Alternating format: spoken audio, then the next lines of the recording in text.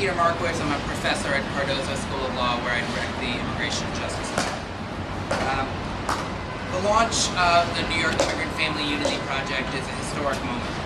For too long, the normal course of business at Varick Street Immigration Court here in New York City and at similar courts across the nation was that people, New Yorkers, mothers, fathers, sons, and daughters, are hailed into court in chains, unfamiliar with the complex immigration laws, and sometimes unable to speak English. Some of these individuals are undocumented, but many are permanent residents, green card holders. The individuals are expected to defend themselves in complex proceedings against trained government lawyers without any counsel at all.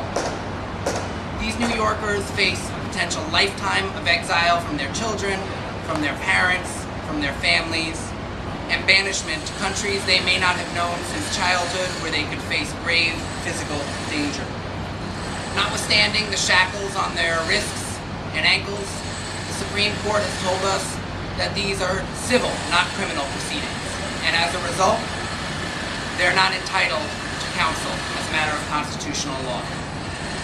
What that means is if they're poor, they're denied access to counsel.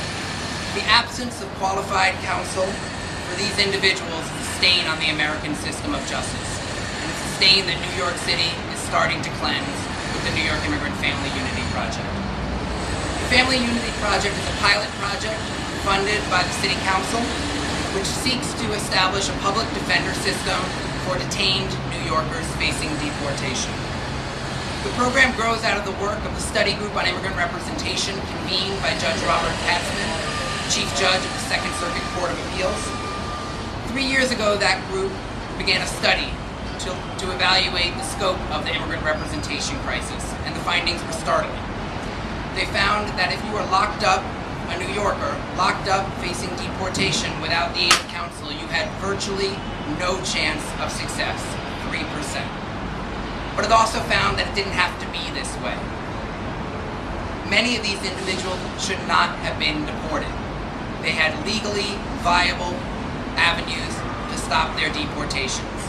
The one and only reason why they were deported is because they were too poor to afford counsel. The data also demonstrated that when you give these individuals counsel, it can improve their chances of success by as much as 1,000%.